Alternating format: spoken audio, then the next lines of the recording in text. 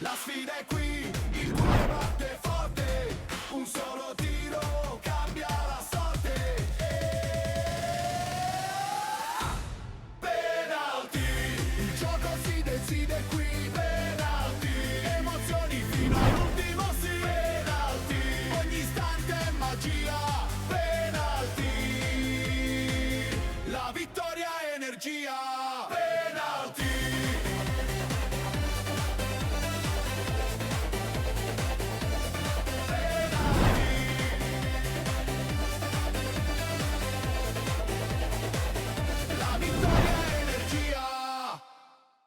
Ben ritrovati gentili amici, nuova puntata della nostra trasmissione Penalty incentrata sul torneo di Serie D. Grazie all'ausilio della nostra regia può partire la schermata con il quadro completo di tutti i risultati della 12ª giornata del girone di ritorno. Seconda sconfitta consecutiva dell'Athletic Club Palermo che dopo aver perso a Caltanissetta in casa della capolista Nissa perde anche tra le mura amiche contro la Reggina che si impone con il risultato di 1-0. 2-1 esterno del Sambiase contro Città di Acireale, medesimo risultato anche in questa vittoria in trasferta per 2-1 del Gebilson contro Messina, rocambolesco 3-2 della nuova Igea Virtus contro Castrum Favara, vince e convince 2-0 il Savoia contro il Ragusa Calcio, Savoia che condivide con l'Athletic Club Palermo il secondo posto del torneo di Serie D, lo vedremo in seguito. Vittoria esterna per 2-0 della Vibonese contro la Vigor Lamezia, roboante 5-1 della Nissa che si impone così in casa della San Cataldese, legittimando sempre più la sua leadership. Vince 2-1 tra le mura amiche Città di Gela contro Paternò Calcio e poi la sfida tra Enna e Milazzo che è stata rinviata al prossimo 8 aprile. Sempre grazie all'ausilio della regia vediamo la classifica proprio dopo questi risultati della 12ª giornata del girone di ritorno. Al comando troviamo la Nissa, quota 56 punti, seguono Savoia e Athletic Club Palermo, entrambe a 54 punti. Un gradino più sotto troviamo la Reggina a 53 punti, via via tutte le squadre di questa graduatoria, sino ad arrivare al fanalino di coda Paternò Calcio, fermo a quota 18 punti. Possono partire le immagini che fanno riferimento alle gare più importanti di questa 12ª giornata del girone di ritorno.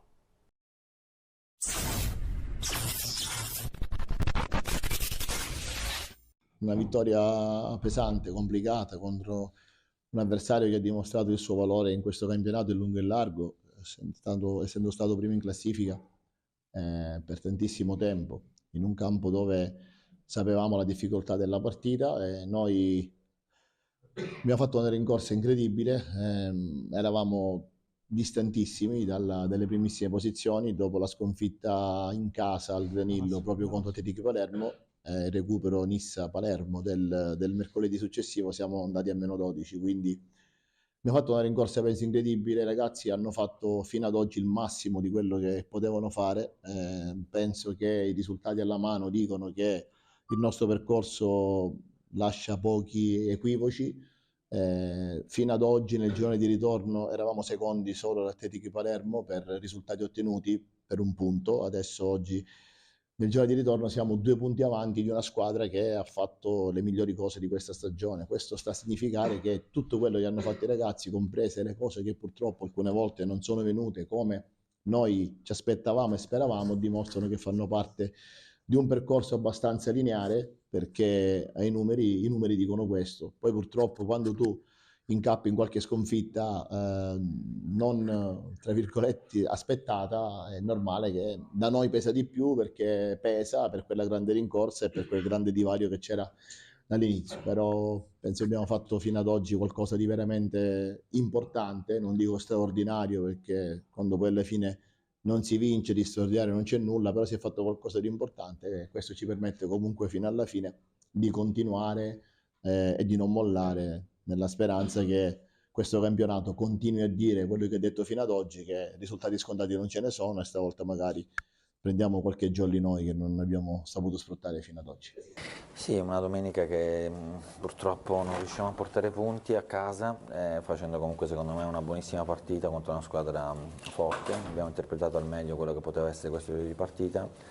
Mi dispiace aver perso, diciamo, questa partita in maniera con un episodio molto dubbio, perché secondo me, più che secondo me, le immagini sono abbastanza chiare, insomma, prendiamo un gol su un fuorigioco di rientro abbastanza netto e questo dispiace. A prescindere da questo, la squadra ha interpretato secondo me bene la partita per quello che doveva fare.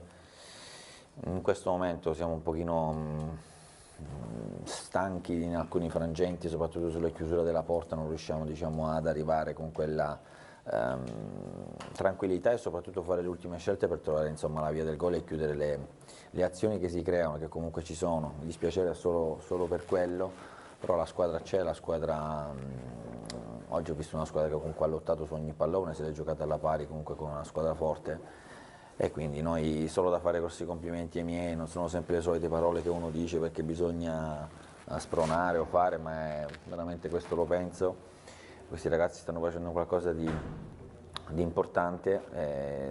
Dispiace che nel momento, diciamo, importante con queste due squadre siamo arrivati un po' in deficit per tante situazioni, e il momento della stagione è stato un pochino claudicante per questo motivo e c'è grosso dispiacere, però nello stesso momento ai ragazzi non posso rimproverare nulla perché stanno dando tutto, e quando una squadra dà tutto bisogna solamente continuare a lavorare, cercando di pensare di finire questo campionato come va finito. Non ci dimentichiamo che comunque siamo ancora secondi, ancora il campionato, ci sono tanti punti a disposizione, ma a prescindere da questo noi dobbiamo onorare da qua alla fine, come abbiamo fatto fino adesso, questo campionato.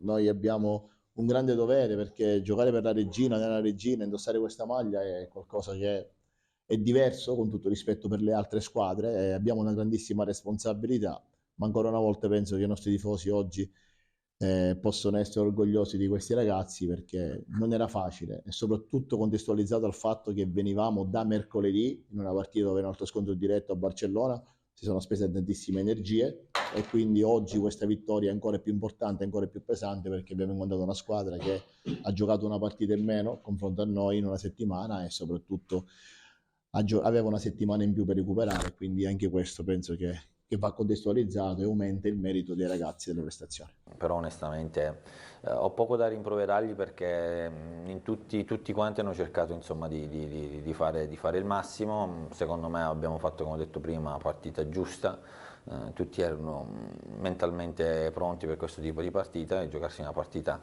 comunque alla pari con una squadra così forte, organizzata e comunque costruita dall'inizio anno per cercare di vincere questo campionato, e arrivare a 6 giornate alla fine e giocarti il primo posto, o comunque stare lì, è motivo di grande orgoglio, penso, per questa società, e quindi questi ragazzi devono essere fieri. È normale che però da qua alla fine non dobbiamo prestare il fianco a nessuno, dobbiamo continuare a lavorare come abbiamo fatto fino adesso. Abbiamo concesso all'Atletico un po' di campo, soprattutto negli ultimi 20 minuti, perché ci siamo abbassati anche a livello fisiologico. Penso che le energie iniziavano a fare la differenza fra noi e loro.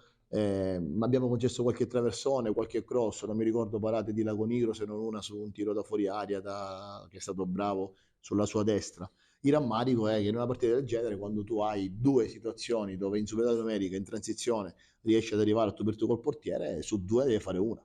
Una Ferraro non è riuscito perché magari era stanco, anche il ragazzo aveva già chiesto il cambio, e nell'altra Pellicano poteva essere un po' più lucido, però dico, sappiamo che questo ci ha portato poi a soffrire fino alla fine, ma questo diciamo che è il disegno del nostro campionato, perché non siamo stati sempre bravi a chiudere le partite, alcune volte le abbiamo sbloccate e ci siamo complicati la vita col passare del tempo, però prendiamo di buono questo risultato, che deve passare come qualcosa di veramente importante, e quindi che ci dà ancora autostima, consapevolezza, e usciamo da un momento critico, tra virgolette, perché dopo la vittoria con la Cireale non si è passato un bel momento, sapendo soprattutto che quanto è pesata e quanto pesa quella sconfitta, scusate, la non vittoria, chiedo scusa, quella sconfitta con la Cireale, quanto è pesata negli umori, e soprattutto anche col pensiero ad affrontare due partite sulla carta proibitive. Di questo voglio ringraziare il direttore generale Praticò, il direttore sportivo Bonanno, il gruppo di lavoro giornalmente, che ci hanno dato sostegno, forza oltre ai tifosi, per affrontare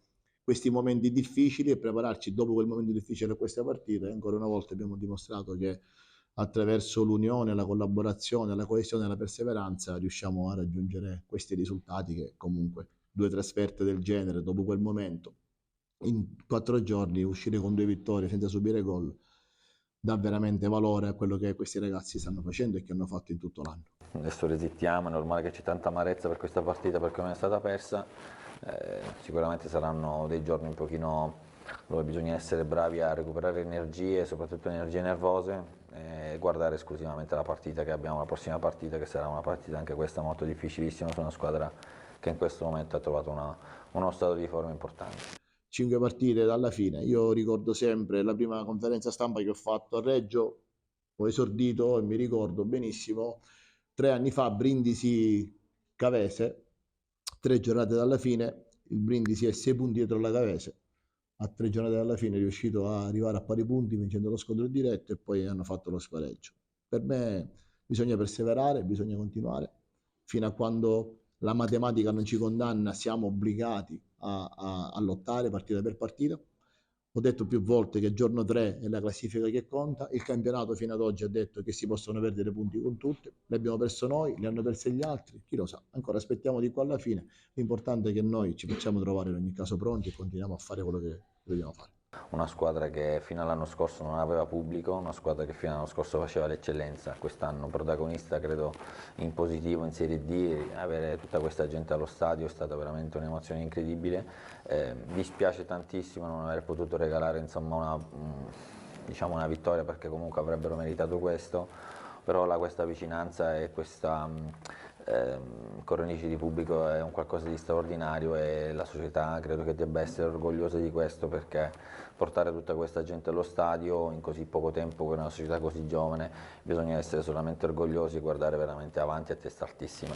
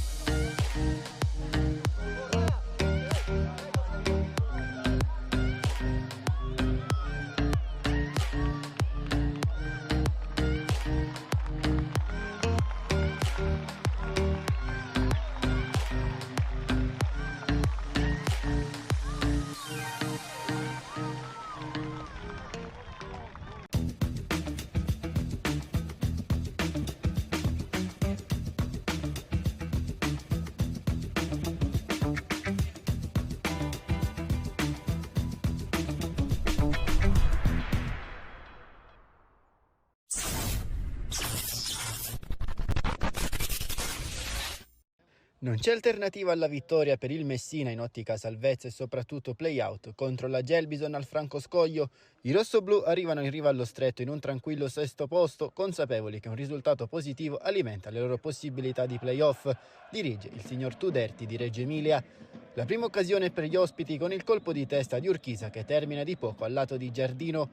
I giallorossi rispondono al 19esimo, spunto di Oliviero sulla destra, palla dietro a Zucco che ci prova di destro, conclusione debole. Un giro d'orologio più tardi, azione fotocopia con Zucco ancora alla conclusione, stavolta murata.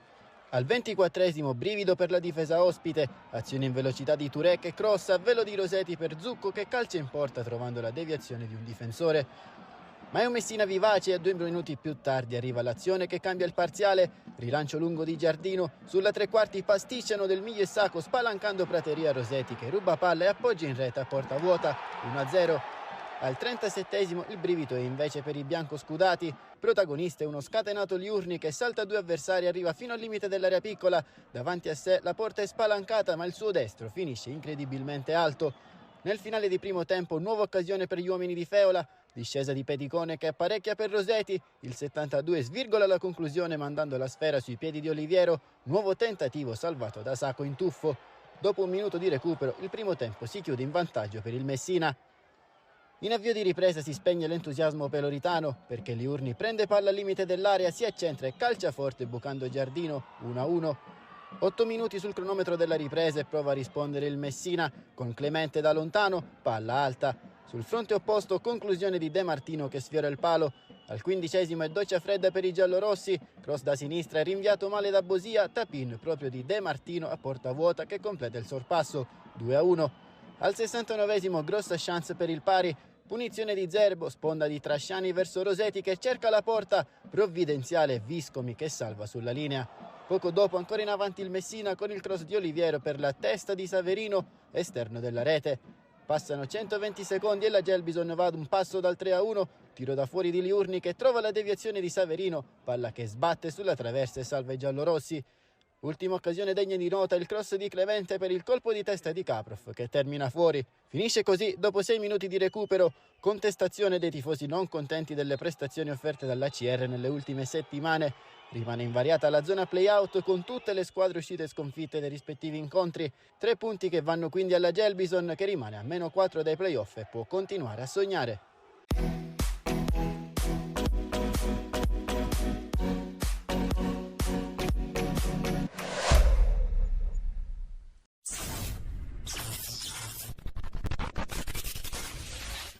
Oggi avevamo bisogno di una vittoria dopo la settimana scorsa a Milazzo, quindi è arrivata e guardiamo avanti. Insomma, oggi bisogna guardare a noi stessi e non agli altri e vincere tutte le partite possibili da qua alla fine. Indubbiamente abbiamo fatto una buona partita, abbiamo consolidato subito nel secondo tempo il risultato e non abbiamo corso rischi. Quindi una partita portata a casa e quello che ci serviva e ci interessava. Oggi preferiamo un pochino essere un po' più pratici anziché belli, voglio dire. Però andiamo avanti testa a Messina giovedì per una partita importantissima, un'altra finale.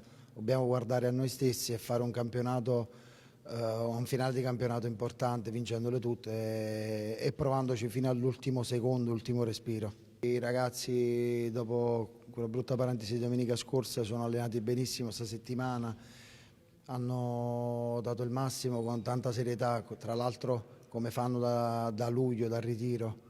E sono super orgoglioso di loro, della società. Ovviamente oggi è una giornata speciale perché è il compleanno del nostro presidente Nazario Matacchione. Noi facciamo tanti auguri insieme anche a Luigi Ferrara, il nostro fisioterapista. È una dedica speciale, come ha detto Dani prima, a loro, al presidente che veramente ci mette più dell'anima, non so che ci sia oltre l'anima, non lo so, tutto. Per questa squadra, per far bene insieme a tutti quanti noi tifosi, le persone, la città devono sapere che noi siamo pronti a combattere fino all'ultimo secondo di questo campionato. Noi purtroppo già abbiamo capito com'è la situazione, non dobbiamo guardare avanti, dobbiamo guardare partita a partita. Già la testa la teniamo a giovedì, che dobbiamo prendere in campo al Messina e dobbiamo lavorare per vincere quella partita anche. Con il lavoro di tutti penso che ce la faremo. Io l'ho detto sempre, no? Alla fine se faccio gol, faccio assi, mi fa più piacere, no? Ma lo primordiale di tutto è la vittoria del Savoia.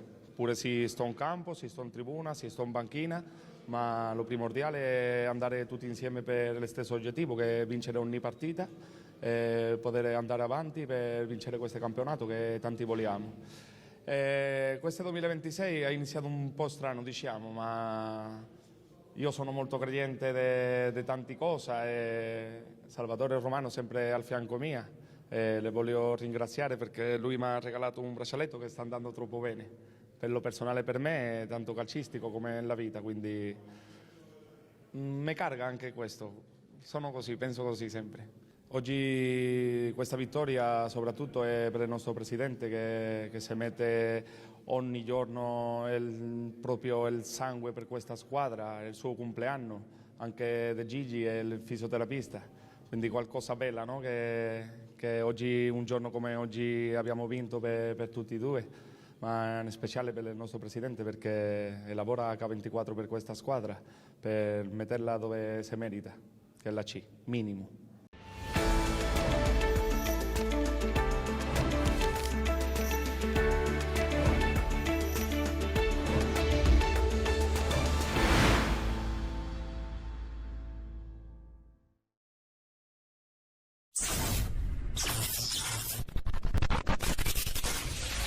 Con una grande ripresa Ligio Virtus ribalta il Castrum Favara che aveva chiuso il primo tempo avanti 2-0 e con la partita sotto controllo. Nella seconda frazione però la squadra barcellonese cambia passo, entra in campo con più determinazione, alza il ritmo e mette in difficoltà gli avversari. Parte forte la formazione ospite che sin dai primi minuti prova a prendere in mano la partita e a sbloccare il risultato. La prima occasione arriva subito, dopo 8 minuti, conclusione pericolosa di Varela, ma il tiro termina di poco alto. La risposta del Ligio Virtus non si fa attendere, al 15° minuto Calafiore svetta bene di testa ma trova sulla sua strada uno straordinario Di Silvestro a negargli il vantaggio. Poco dopo è Sessa a provarci direttamente con il destro, il pallone però si spegne sull'esterno della rete, ma al 22° arriva l'episodio che può cambiare il match. Calafiore viene toccato in aria da Ececoyen, l'arbitro indica senza esitazione il dischetto, dagli 11 metri si presenta Samaché ma ancora una volta Di Silvestro è monumentale, para il rigore e si supera anche sulla ribattuta di Sess, salvando i suoi. E come spesso accade nel calcio, al gol sbagliato segue il gol subito. Al 27° infatti il Castrum Favara passa in vantaggio quando Varela approfitta di un pallone vagante in aria e da pochi passi batte l'estremo di casa testa grossa per l'1-0. Esplode la gioia dei 7 tifosi ospiti arrivati da Favara. Ligio Virtus accusa il colpo ma non si arrende. Al 41° proteste per un possibile rigore su Cicirello, ma in questo caso il direttore di gara lascia proseguire. Il Castrum Favara però è micidiale in contropiede. Allo scadere del primo tempo, al 47° trova anche il raddoppio grazie a Lanza, il cui tiro viene deviato e beffa il portiere infilando la rete per il 2-0 giallo-blu. Nella ripresa però cambia tutto, bastano appena 60 secondi per vedere il primo squillo. Al 47° Calafiore avvia l'azione servendo Sess, cross immediato in aria e colpo di testa vincente di Vacca che batte Di Silvestro e firma l'1-2. L'inerzia è tutta da parte dell'Igea e infatti passa appena un altro minuto e arriva anche il pareggio. Ancora Vacca protagonista nel ruolo di rifinitore, apertura sulla destra per Cicirello che con un destro preciso trova l'angolo dove il portiere non può arrivare. Il Dal Contres Barone esplode e 2-2, gara completamente riaperta.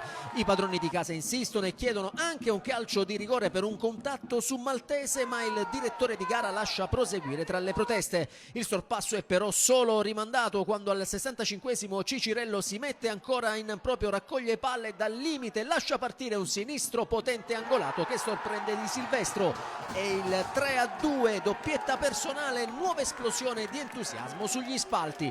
Il Castrum Favara accusa il colpo mentre l'Igea prova a chiudere definitivamente i conti con una grande iniziativa di Squillace, fermata da un intervento decisivo di Di Silvestro. Nel finale però il Castrum Favara torna a spingere con orgoglio, serve un autentico miracolo di testa grossa per negare a Piazza il gol del pareggio, mentre poco dopo è ancora lo stesso attaccante a mettere un pallone insidioso in aria sfiorando l'autorete di Maddaloni. La sfera termina in angolo per questioni di centimetri. La pressione ospite aumenta e porta anche al gol, ma la rete viene annullata per fuorigioco tra le proteste che costano caro alla panchina della Favara, con un componente allontanato dal rettangolo di gioco.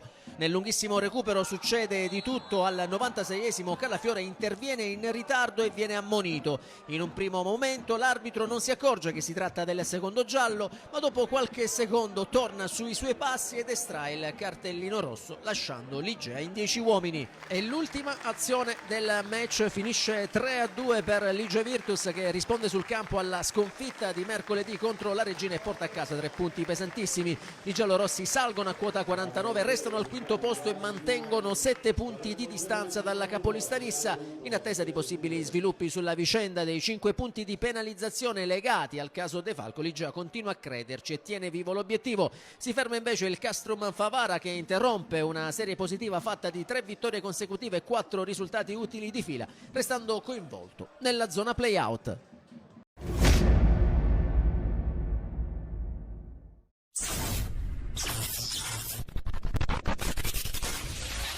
Una vittoria per continuare a sognare. Il netto 3-0 rifilato nell'ultimo turno all'Athletic Club Palermo ha rilanciato le ambizioni della Nissa, che ora vuole tenere vivo il sogno inseguito con costanza per tutta la stagione. Al Valentino Mazzola di San Cataldo gli uomini di Mister Di Gaetano fanno visita ai cugini Verdemaranto, reduci dalla sconfitta del Bruccoleri di Favara. Un classico testacoda in un derby tutto nisseno che può nascondere più di un'insidia. Può anche alimentare quel sogno della Nissa, che dovrà mettere da parte timore e scendere in campo con fame, personalità e determinazione. Le formazioni pronte a scendere in campo dal primo minuto: San Cataldese con Maravigna, Pisciotta, Oliveri, Viscuso, Ferrigno, Calabrese, Baglione, Tallà, Barile, Russo e Rozzi. Risponde la Nissa con Castelnuovo, Cusumano, Bruno, Tamaio, Rabisarda, Palermo, Provenzano, Rotulo, Lanza, Alagna e Terranova. Con le immagini a cura di Massimo Lo Giudice siamo al film del primo tempo. 8 minuti, San Cataldese pericolosa col calcio di punizione di Russo, avvolgente a centro area. Rozzi colpisce di testa ma la mette oltre la traversa. Al 14esimo la risposta della Nissa anche su tiro da fermo. Il tentativo di Provenzano verso la porta di Maravigna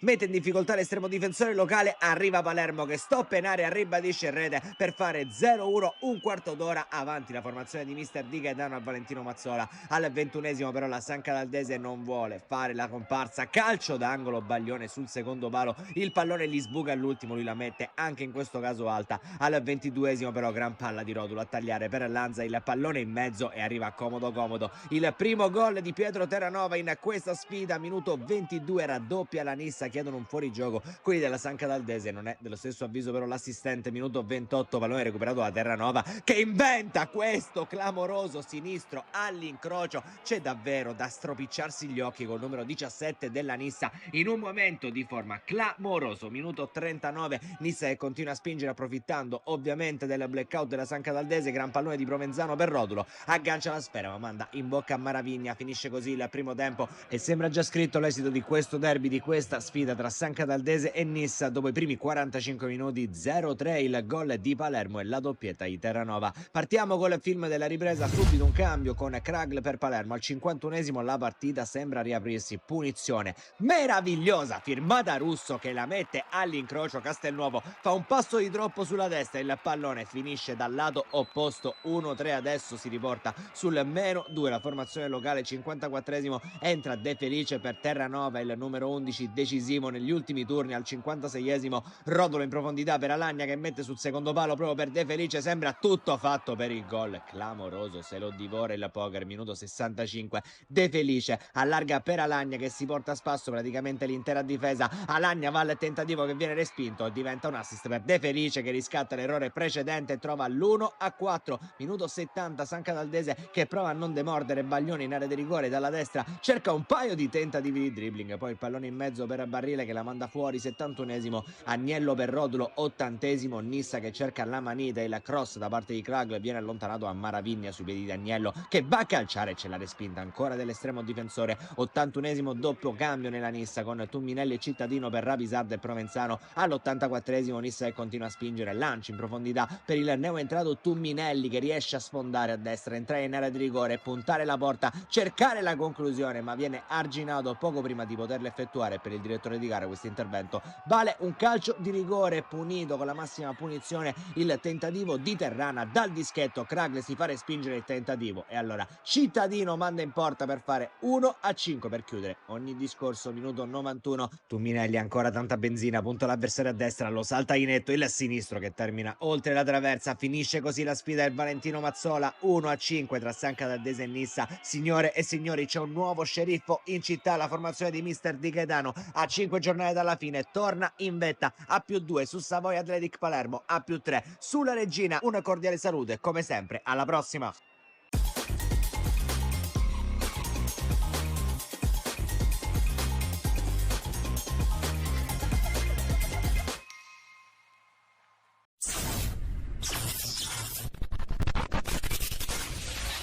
Battendo per 2-1 il Paternò, il Gela ha conquistato virtualmente la salvezza.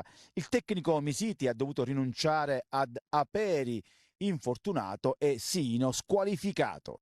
Al settimo il Gela va subito in avanti, il portiere Lucarelli sventa il pericolo intercettando un cross pericoloso di Maltese. Al decimo, sugli sviluppi ancora di un calcio d'angolo battuto dal solito maltese, Giuliano strozza il tiro davanti al portiere del Paternò. Al 14esimo il Gela sblocca la partita, Bollino tra i migliori in campo salta il suo avversario che lo stende, per il direttore di gara e calcio di rigore per il Paternò. Il fallo invece è stato commesso fuori area e dal dischetto il numero 10 del Gela porta avanti la squadra bianco-azzurra. La gara a quel punto cala di ritmo, il Paternò non riesce a fare granché. Sugli sviluppi di un calcio d'angolo al 36esimo Petta schiaccia di testa fuori. Al 39esimo però a sorpresa arriva il pareggio dei rosso-azzurri ospiti. Gli etnei pareggiano grazie a una disattenzione difensiva con Berto che perde palla e poi è Romano a trafiggere con un diagonale il portiere Colace. Neanche il tempo di esultare, allo scadere però il Gela si riporta avanti. Maltese che centralmente raccoglie un cross basso e spinge il pallone in rete di destro per il 2-1 che chiude la contesa nei primi 45 minuti. La ripresa inizia con un cambio, Misiti sostituisce Berto con La Rosa. Al 47esimo ci prova ancora Maltese, Lucarelli gli nega la doppietta. Al 59esimo Flores apre per lo stesso Baldè e poi riceve basso, esce bene il portiere del Paternò. Al 60esimo c'è una buona opportunità con il Paternò che sfiora il pari con Ferrandino che dalla sinistra spara però alto. Al 63esimo che occasione per Vincenzo Tuccio che tutto solo davanti al portiere ospite calcia con il sinistro, non il suo piede migliore, e non c'entra lo specchio della porta da ottima posizione. Il Paternò prova il tutto per tutto, il Gela cambia modo col 3-5-2. Con l'ingresso di Sbuttoni all'85esimo c'è una bella azione ancora dei bianco-azzurri col traversone di Giacomarro e la testa di Flores, palla che finisce di poco alto. A 4 dalla fine il Paternò sfiora ancora una volta il pareggio e quindi il 2-2. Romano, sicuramente il migliore in campo, imbucato in verticale, sciupa clamorosamente cercando un pallonetto che però viene spento da Colace e comunque errore dell'attaccante rosso-azzurro. Finisce qui la sfida, il Gela è praticamente salvo, il Paternò probabilmente destinato alla retrocessione diretta.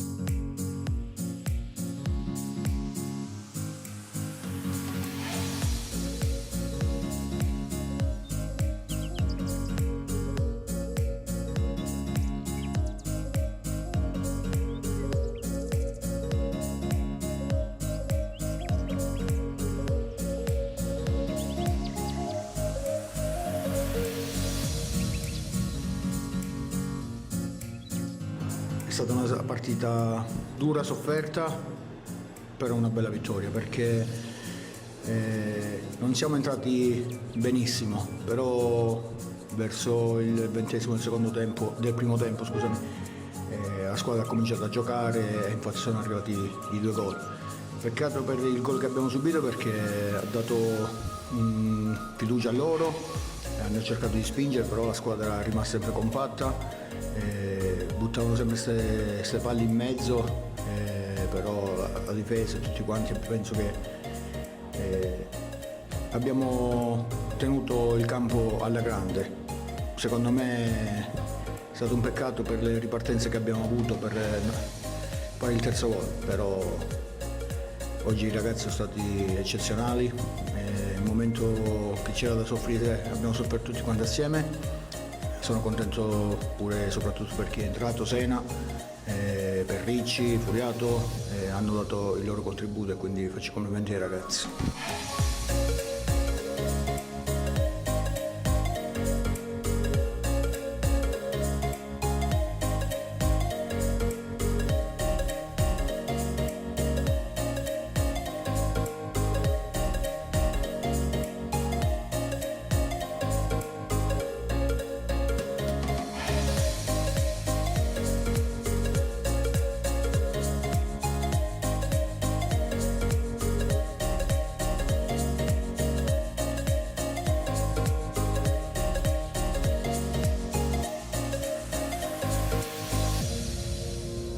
Sicuramente il gol a loro gli ha dato fiducia e energia per spingersi in avanti e cercare il gol del pareggio, però come ho detto prima la squadra ha tenuto bene il campo, abbiamo sofferto, però queste sono le vittorie più belle.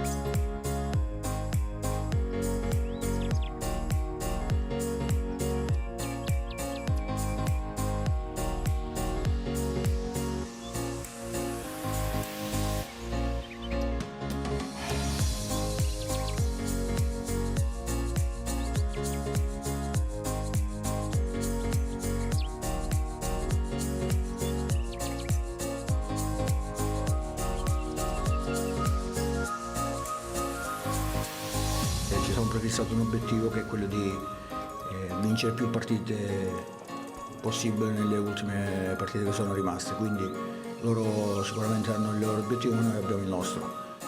Poi il destino non è nelle nostre mani, perché deve rallentare qualcuno sopra di noi per raggiungere i playoff, però noi facciamo il nostro e poi dopo alla fine vediamo la classifica. Però intanto pensiamo già a giovedì al Paternò, che non sarà sicuramente una gara facile, cerchiamo di recuperare le energie e prepararci per questa ennesima battaglia.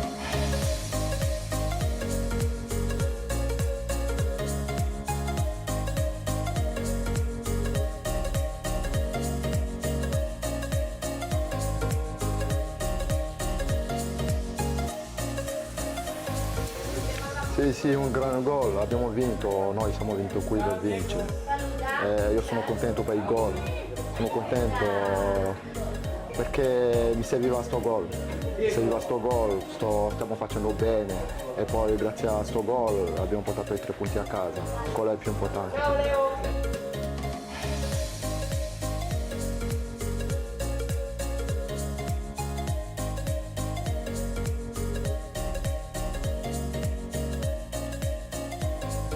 Dedico questo gol alla mia famiglia, ai tifosi che sono sempre vicino a noi, ai presidenti, allo staff che non ci fanno mancare di niente. Basta, spero di fare altri gol fino alla fine del campionato.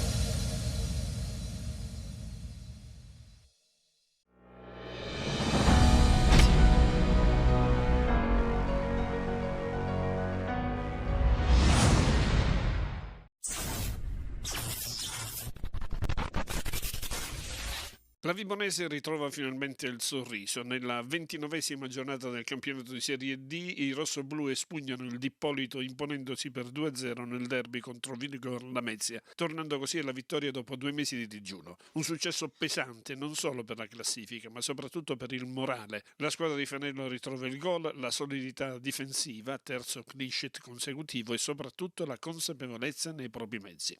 Come spesso accade nei derby, sono gli episodi a indirizzare la gara. Il primo arriva al 20° del primo tempo, calcio di rigore per la Vigor Lamezia tra le proteste ospiti. Sul dischetto si presenta Cosindri, ma la sua conclusione si stampa sul palo a portiere battuto, un errore che peserà come un macigno sull'economia del match. La Vibonese, scampato il pericolo, prende coraggio, alza il baricentro, pressa con maggiore convinzione e inizia a rendersi pericolosa. Nella ripresa, infatti, arriva la svolta.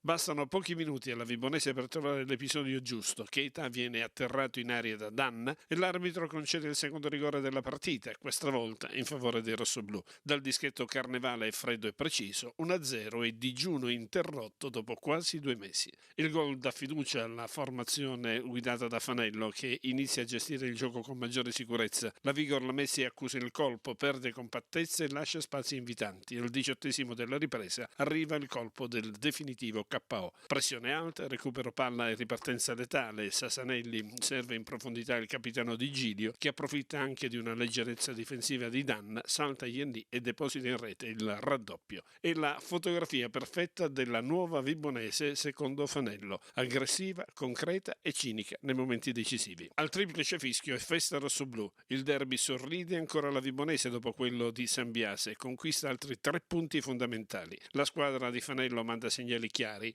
solidità difensiva ritrovata, attacco finalmente sbloccato e spirito combattivo nel momento più delicato della stagione. Per la Vigor Lamezia invece resta l'amarezza per una sconfitta pesante condizionata dal rigore in avvio fallito e da alcune disattenzioni difensive decisive. La Vibonese è tornata, ora serve continuità per trasformare questo successo in un vero punto di svolta.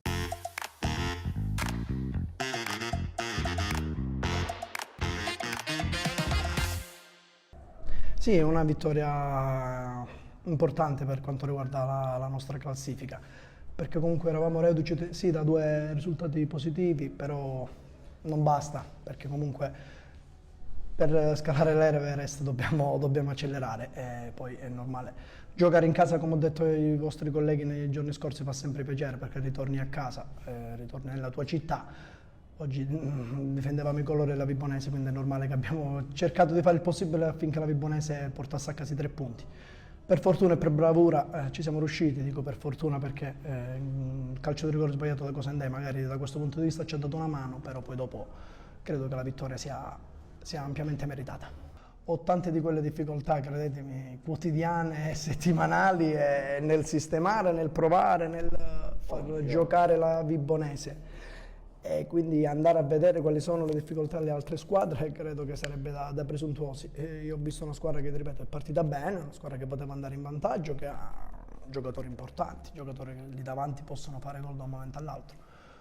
Però oggi mi preme fare i complimenti alla squadra, ai ragazzi, perché comunque sono stati bravi, sono stati in gamba, hanno saputo, come ho detto prima, soffrire e poi capire i momenti della gara e capire quando colpire, quindi avere anche occasioni poi per allargare il punteggio. Però va bene così, naturalmente va bene così. Non conta soltanto l'aspetto tecnico, non conta soltanto l'aspetto tattico, ma sono tante le componenti. La squadra sì, prendeva tanti gol, il problema era che li prendeva anche solo dopo 5 minuti, li prendeva tanto su calci piazzati, però non possiamo pensare di aver risolto i problemi, non possiamo pensare che Fanello sia Guardiola o chissà chi, dobbiamo continuare a lavorare, dobbiamo continuare a premere forte sull'acceleratore, perché non abbiamo fatto nulla, assolutamente. Sicuramente siamo contenti di quelle che sono le ultime 3 partite, 3 prestazioni e gli ultimi 3 risultati. E noi dobbiamo guardare la prossima partita come abbiamo guardato la partita da quando sono io, perché posso parlare solo della mia gestione, da quando sono io sulla panchina della Vibonese, con fame, con cattiveria, con determinazione e con tanta umiltà, perché la nostra, ripeto, è una squadra giovane, è una squadra che se perde di vista l'obiettivo rischia di combinare tanti guai, perché ripeto è una squadra dall'età media molto bassa. Noi dobbiamo continuare a lavorare e lavorare forte.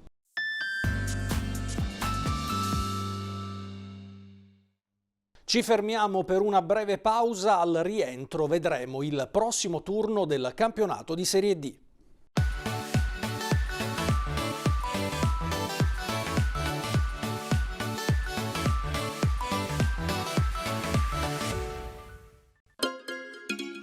Benvenuti da Giada Immobiliare.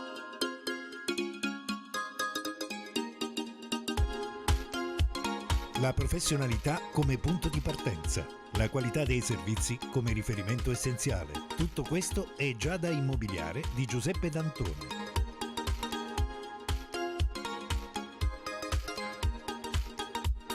Servizi di compravendita ed affitti, supporto per concessioni mutui e consulenza finanziaria ed inoltre assistenza a partecipazione ad aste giudiziarie e consulenza tecnico-legale. Giada Immobiliare, via Etnea 734, Catania. Info 095 61 74 981 oppure 095 61 74 973. Visita il sito con le nostre proposte www.giada-immobiliare.it. Giada Immobiliare, insieme a te per comprare e vendere.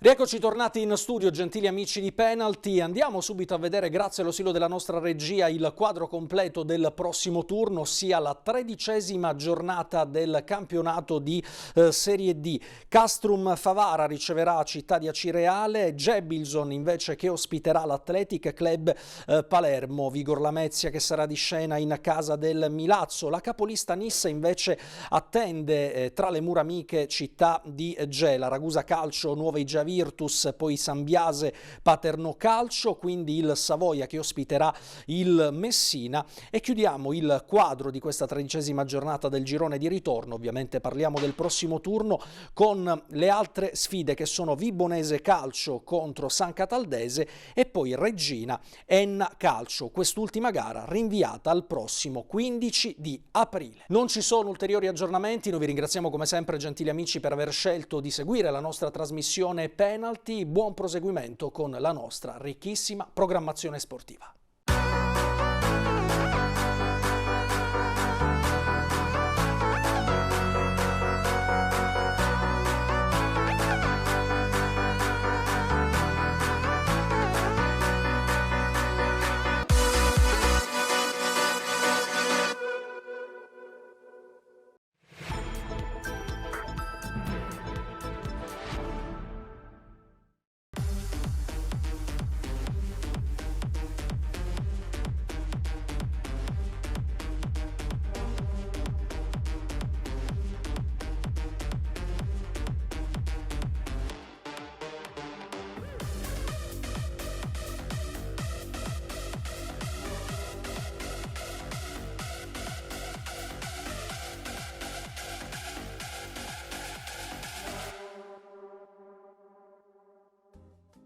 È il più giovane dirigente sportivo in una società siciliana, dalla sua energia, preparazione e tanto futuro.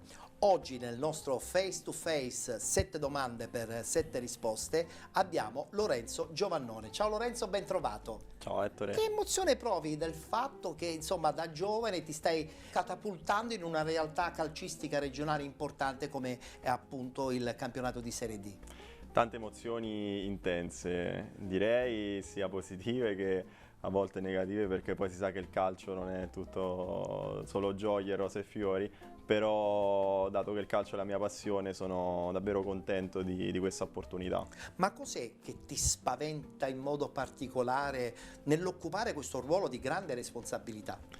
Guarda, è proprio la responsabilità, perché nonostante io sia giovane mi ritrovo comunque a rappresentare una squadra di una città importante e quindi devo avere diciamo il decoro di un dirigente all'altezza della squadra e della città. Un'altra domanda un po' particolare è questa: come vedi il calcio tra 20 anni, quando tu non sarai più giovane? Beh, è una domanda molto difficile perché possono succedere tantissime cose in 20 anni. Sicuramente negli ultimi 20 anni il calcio è diventato sempre più spettacolare, perciò penso che lo spettacolo sarà al centro anche da qui ai prossimi 20 anni, perciò ci sarà sempre più incentrato sul business anche di renderlo un gioco più... Il marketing diventerà predominante, diciamo. Assolutamente, e questo si sta vedendo anche in competizioni come la Champions League, Sì. dove il nuovo format premia le più partite e quindi si andrà sempre in quella direzione. In quella direzione. Qual è la tua più grande aspirazione proprio nel mondo del lavoro? Perché tu fai un lavoro un po' particolare. Allora, diciamo che quando si è nel calcio, come lo sono io con mio padre, lo si è in due vesti, quella del dirigente sportivo e quella poi dell'imprenditore o del manager nel mio caso. Sicuramente per quanto riguarda la Nissa, la mia ambizione è diventare un dirigente importante nella Nissa, quindi crescere insieme alla squadra della città di Caltanissetta, non avere una carriera nel calcio slegata dalla Nissa. E a livello lavorativo lo stesso discorso. Come superi le difficoltà nel percorso lavorativo attualmente? Perché insomma le difficoltà arrivano sempre, no? Arrivano sempre, però si può fare un paragone tra il lavoro e il calcio. Sì. Una cosa che mi ha insegnato mio padre fin da bambino è che nella vita, come nel calcio, si vince e si perde, però non è una partita che fa la differenza, ma è un intero campionato. Perciò una difficoltà si può avere sicuramente sul lavoro, si può anche non superare in quel momento, l'importante è rialzarsi ad affrontare la prossima sfida. E ricominciare. Assolutamente. E ricominciare. Conosciamo meglio Lorenzo, giovanissimo, che come tanti altri ha tanti obiettivi, ma queste responsabilità ti hanno cambiato nel tuo percorso di crescita?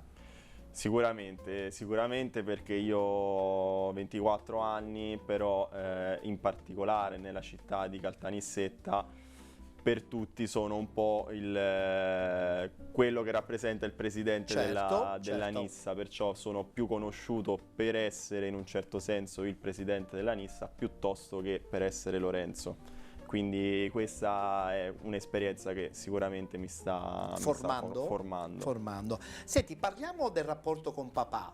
Papà Luca ti ha detto: adesso tu vieni a lavorare per la Nissa. Cosa hai provato in quel momento? Beh, è stata un'emozione forte perché è stato scoprire qualcosa che non conosci, Ma non te l'aspettavi? Tutto insieme. Non me l'aspettavo, allora in un certo senso me lo aspettavo perché con mio padre abbiamo sempre condiviso le stesse passioni fin da quando io ero bambino e il calcio è una delle passioni che abbiamo condiviso da sempre. Non a caso abbiamo avuto insieme l'esperienza da sponsor del Milan e quindi è una passione che anche a livello di aziendale, lavorativo abbiamo condiviso. Quando lui mi ha annunciato questa nuova avventura e ti ha investito di questo ruolo a Caltanissetta, in realtà ero sicuramente felice e curioso di iniziare questa nuova avventura, però da un'altra parte mi interrogavo anche di cosa mi dovesse aspettare. Sì. Ed è andato tutto come previsto? Tutto come previsto no, perché appunto non sapevo cosa aspettarmi, però sicuramente sono contento di quello che è stato lo scorso anno, di quella che è questa stagione e sono felicissimo di ricoprire questo ruolo. Voglio chiudere questa puntata del nostro Face to Face con una domanda un po' particolare. Tu sei giovane, tu da giovane qual è il suggerimento che vuoi dare a tutti i ragazzi che si apprestano a vivere il loro percorso lavorativo? Beh, sicuramente è quello di fare in modo che davvero si segua la propria passione come a livello lavorativo, perché se si riesce a lavorare in qualcosa che ti piace fin da bambino, allora lì hai vinto, insomma. Certo. Anche il lavoro diventa parte integrante della tua vita, ma che fai, affronti con gioia e serenità. Quando questo non è possibile, perché non è sempre possibile, sicuramente io consiglio che prima di scegliere la propria strada lavorativa sia importante formarsi. Quindi l'esperienza diventa fondamentale. Assolutamente, assolutamente. Più esperienza c'è, più fattibilità di successo insomma arriva. Sicuramente, e poi ecco, sicuramente la formazione non finisce mai, non si smette mai di imparare e il lavoro spesso si apprende facendolo, quindi. Chiaro. Grazie Lorenzo, ti abbiamo conosciuto al di là di quello che è il tuo ruolo sportivo e ci è piaciuto perché insomma hai dimostrato di essere una persona duttile, facile e soprattutto diretta, con le idee ben chiare. Grazie e buona fortuna di tutto. Grazie a te Ettore. Chiudiamo qui la puntata di Face to Face, 7 domande per 7 risposte e vi diamo appuntamento alla prossima.